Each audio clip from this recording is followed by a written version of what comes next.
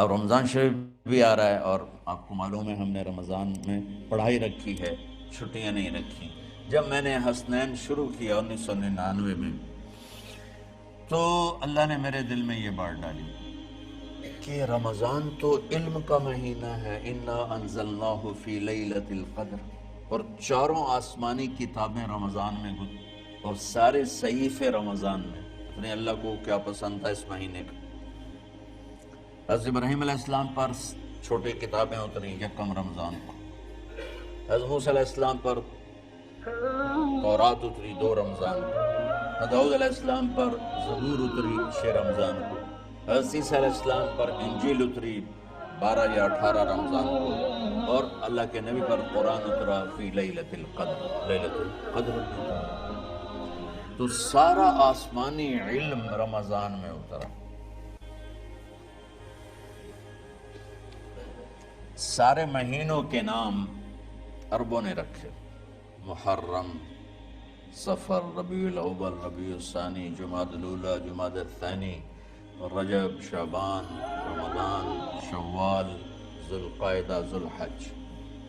اس میں جو رمضان ہے یہ نام اللہ نے رکھا، باقی مہینوں کے نام تو رکھے عربوں نے، پھر ان کی زبان پہ اللہ لایا رمضان، کیونکہ ابھی تو دنیا بھی نہیں بنی تھی اور اللہ نے قرآن کی تلاوت فرمائی تھی۔ تو اس قرآن میں تھا شہر رمضان الذی انزل فیہ القرآن۔ تو رمضان کا نام اللہ نے پہلے سے چن رکھا تھا، پھر ان سے رکھوا دیا۔ رمضان کہتے ہیں رمض یرمز، جل جانا، جل جانا۔ رمضان کو رمضان کیوں کہتے ہیں؟ کہ اس میں گناہ جل جاتے ہیں۔ مسلمان پہلا روزہ رکھتا ہے اور اس کے گناہ اللہ جلانا شروع کرتا ہے، اس کی بھوک پیاس کی آگ میں گناہوں کو ڈالتا ہے، جلاتا ہے۔ آخر 29 رمضان یا 30 رمضان آخری رات اللہ تعالیٰ اس کی پچھلے سال کے سارے گناہ معاف فرما دیتا ہے۔ تو اس کو اس سے تشبیہ دی گئی کہ جیسے جلنے سے چیز ختم ہو جاتی ہے، رمضان کے روزے کی بھوک اور پیاس کی تپش سے اللہ تعالیٰ پچھلے سال کے سارے گناہوں کو معاف فرما دیتے۔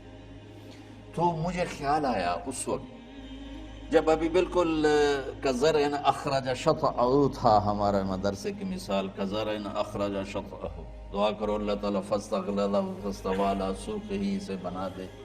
امید تو ہے کہ کچھ شکل اللہ نے بنا دی، اللہ اسے پوری دنیا میں پھیلا دے۔ میری تو تمنا ہے کہ ایک ایسی مثبت سوچ کے علماء کے اللہ میرے ذریعے سے تیار کروا دے جو امت کو جوڑنے والے ہوں، توڑنے والے ہوں۔ کتنا ظلم و ستم ہے کہ پیسے بھی لیتے ہیں اور امت کو توڑ کے چلے جاتے ہیں۔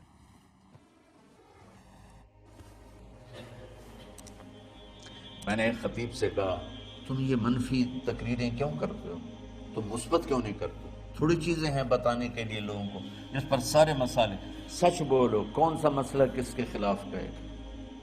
محبت کرو، کس مسلک کے خلاف ہے یہ بات؟ ماں باپ کی خدمت کرو، رزق حلال کماؤ، شراب سے بچو، زنا سے بچو، جوئے سے بچو، سود سے بچو، رشوت سے بچو، جھوٹ سے بچو، ظلم سے بچو، ماں باپ کی نافرمانی سے بچو۔ یہ کتنی باتیں ہیں جو امت کو بتانے کی ضرورت ہے۔ کہنے لگا یہ پھر پیسے نہیں لبدے، پیسے ہی اس گل دے لبدے کہ آج تو صرف فلانے آندہ توا لین بجا پڑا، اگر میں توا نہ لگاؤں تو میں تو نہ پیسے نہیں دے میں۔ تو یہ اس وقت سٹیٹس ہے، تو کیا پیغام جائے گا؟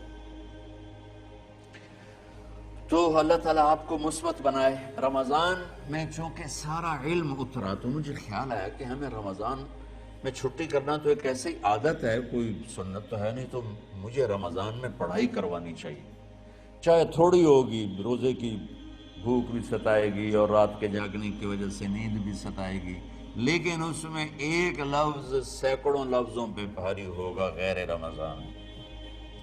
تو میں کراچی گیا اور مفتی تقی صاحب دامت برکاتہم سے سب سے پہلے جا کے مشورہ کیا کہ حضرت میں چاہتا ہوں کہ رمضان میں چھٹی نہ ہو، پڑھائی ہو۔ اس وقت رمضان سردیوں میں تھا، تو وہ بڑے خوش ہوئے، کہنے لگے یہ تو بہت اچھی بات ہے۔ اصل میں ہمارے اکابر نے رمضان میں چھٹیاں اس لیے رکھی تھیں کہ سارا سال تو عبادت ہوتی ہے بالواسطہ، پڑھنا پڑھانا عبادت ہے ایک واسطے کے ساتھ، اور روزہ، نفل، تہجد، تلاوت یہ عبادت ہے بلا واسطہ۔ تو طلبہ علماء رمضان میں اپنا وقت عبادت میں گزاریں، لیکن اب وہ عبادت تو ہوتی نہیں رمضان میں، تو بہتر ہے آپ پڑھائی شروع کرائیں، بہت اچھا ہوگا۔ وہ تو اتنے بڑے ہاتھی کے پاؤں میں سب کا پاؤں، اتنی بڑی ہستی نے، وہ صرف پاکستان کا سرمایہ نہیں پوری امت کا سرمایہ ہے، تو ان کی اس بولنے نے مجھے ہمت دے دی۔ تو پھر میں نے یہاں آ کر اس وقت یہ پہلی جماعت مولوی عدنان صاحب کی اور مولوی مسعود صاحب اور کچھ انتقال کر کے رحمۃ اللہ علیہ یہ تھے، تو ہم نے رمضان میں سبق شروع، اس وقت ذرا میری ہمت تھی تو میں رات کو پڑھاتا بھی تھا، بیان بھی کرتا تھا۔ اب تو یہی میں اتنی مشکل سے بول رہا ہوں۔ تو ہم نے رمضان میں شروع کی کہ یہ رحمتوں کا مہینہ، ہر چیز کی برکت کا مہینہ، ہر شے کی اللہ کی طرف سے فراوانی اس میں ہے، علم کی بھی، ہدایت کی بھی، رزق کی بھی۔ غریب سے غریب آدمی بھی سموسے بنا کے بیٹھا ہوتا ہے، پکوڑے بنا کے بیٹھا ہوتا ہے، اور دسترخوان پہ ایک کی بجائے 3 چیزیں پڑی ہوتی ہیں۔ چاہے رمضان کے بعد سب کے پیٹ خراب ہوں، ایک باری تک کھانے دی تباہی پھیر دیں دن، روزے کا مقصد ہی فوت ہو جاتا ہے۔ روزہ تو ہوتا ہے بھوک کے لیے، پر وہ اتنا کھاتے ہیں کہ سحری کا کھانا افطاری تک ہضم نہیں ہوتا، اور افطاری کا کھانا سحری تک ہضم نہیں ہوتا، پر انہیں تن کا ہی کھانا ہے، کہتا بھوک نہ لگے، بھوک نہ لگے۔ وہ بھوک لگنے کے لیے تو روزہ ہے، ایک تو یہ جسم کو صاف کرتا ہے، دوسرا غریبوں کی غربت کا احساس پیدا کرتا ہے کہ جو بھوک تو آج برداشت کرتا ہے، غریب روزانہ یہ بھوک برداشت کرتا ہے۔ تو اللہ کے غریبوں کا، غریب بندوں کو کی خدمت کر، ان تک اپنے مال پہنچا، اپنا اللہ نے دیا ہے تو ان کو بھی اس میں شریک کر، قبر میں لے جائے گا۔ تو اللہ تعالیٰ نے میرے دل میں یہ ڈالا، تو ہم نے تعلیم رمضان میں شروع کی، کیونکہ قرآن رمضان میں اترا، انجیل رمضان میں اتری، زبور رمضان میں اتری، تورات رمضان میں اتری۔ پھر اللہ نے اس مہینے کا نام خود رکھا، شہر رمضان، شہر رمضان۔ اس میں شب قدر رکھی، اس میں رات کی ایک نماز۔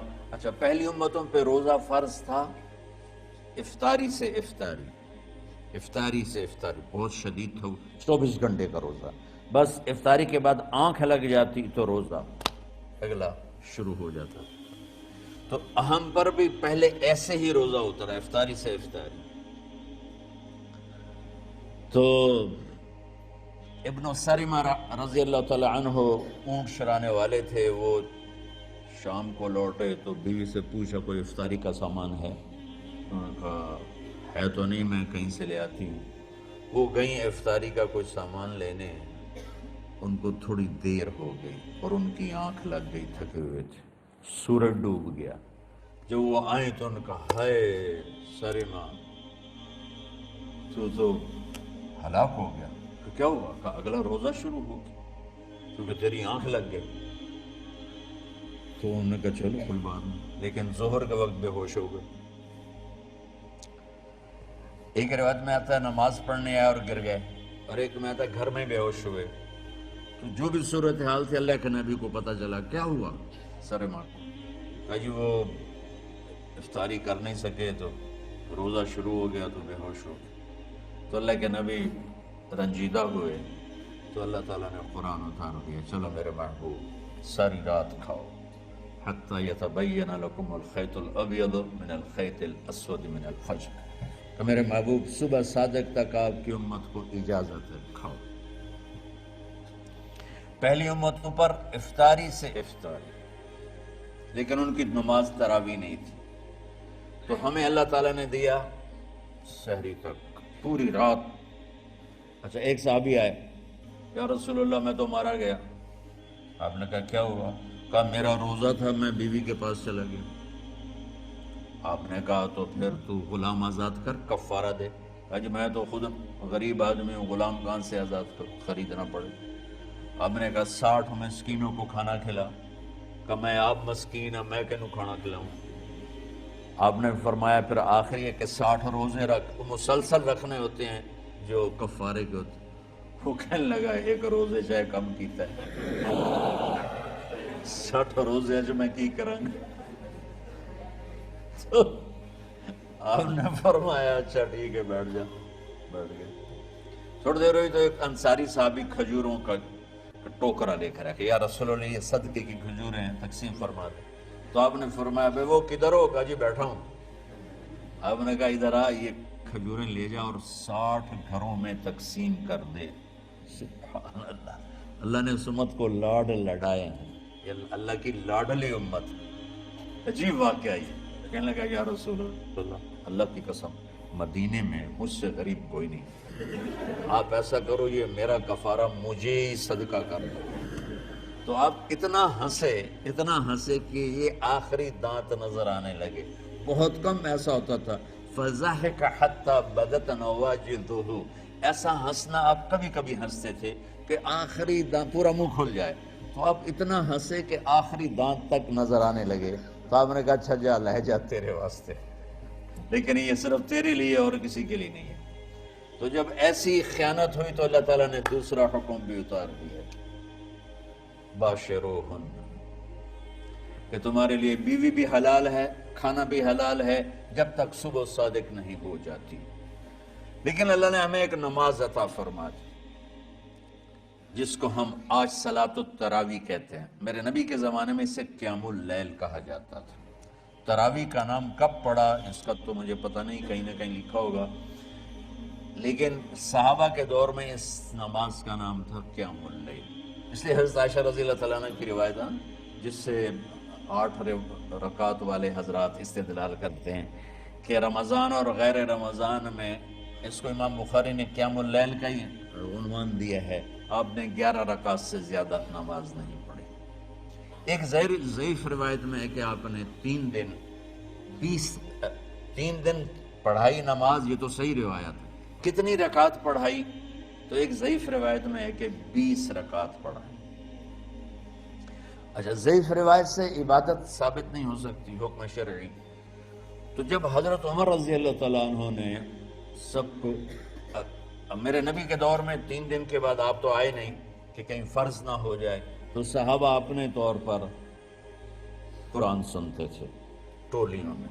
صدیقی دور میں 2 سال وہ فتنوں میں گزرا، تو اس میں بھی اسی طرح چلا کہ ٹولیوں میں ہوتی تھی۔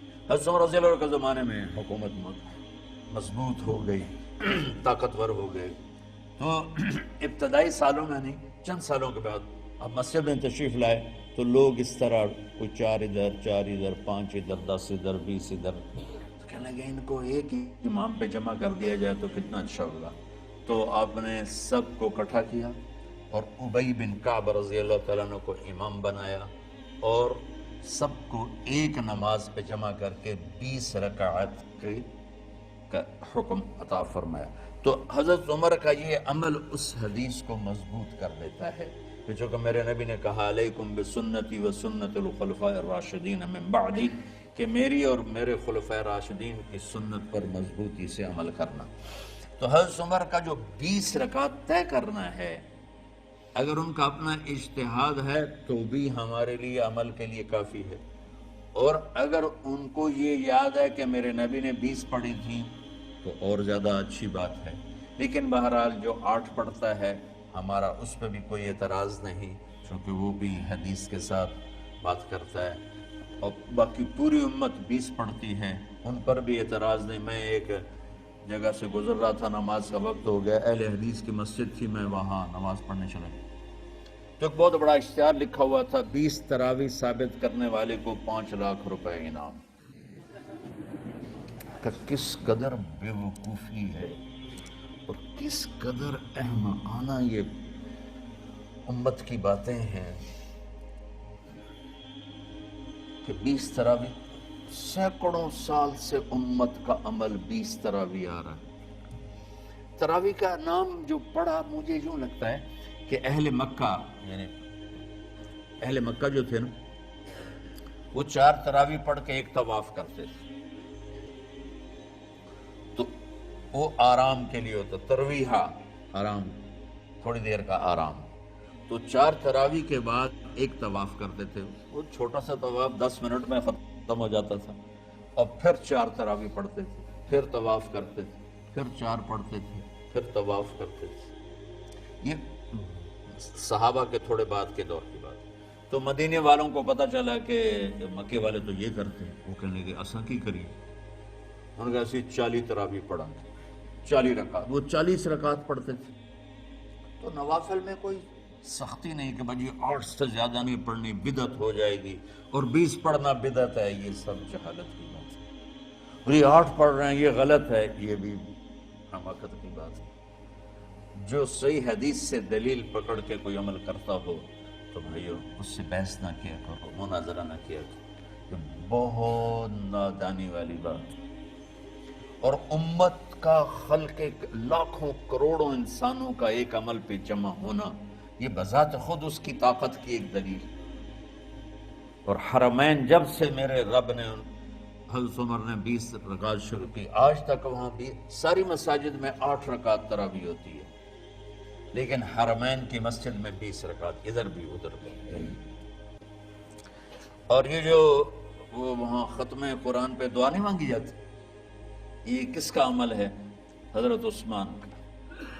حضرت عثمان نے اپنے دور خلافت میں تراویح پڑھانے والے سے کہا جب قرآن ختم کرو تو دعا کرنا۔ وہ کہنے لگے جی کیا دعا کروں؟ کہ جو تیرے دل میں آیا کرنا۔ تو ختم قرآن کی رات تراویح کی آخری رکعت میں من الجنت والناس کے بعد دعا کے لیے ہاتھ اٹھانا، یہ حضرت عثمان رضی اللہ تعالیٰ عنہ نے اس کو زندہ فرمایا۔ اور امام دعا کرتا تھا 1 منٹ، 10 منٹ، 20 منٹ، جتنے بھی، اور پیچھے لوگ آمین کہتے تھے۔ وطر کی جماعت نہیں ہوتی تھی، وطر کو باجماعت حضرت مولا علی رضی اللہ تعالیٰ عنہ نے شروع کی کہ وطر کو بھی باجماعت پڑھا جائے۔ تو یہ ان کی سنت ہے کہ وطر کو باجماعت پڑھا گیا۔ تو اب یہ لہٰذا یہ سارے سنت جو کام ان خلفاء راشدین سے ہوا وہ بھی سنت ہے۔ تو اللہ نے ہمیں ایک عبادت دے دی کہ میرا قرآن پڑھو اور سنو۔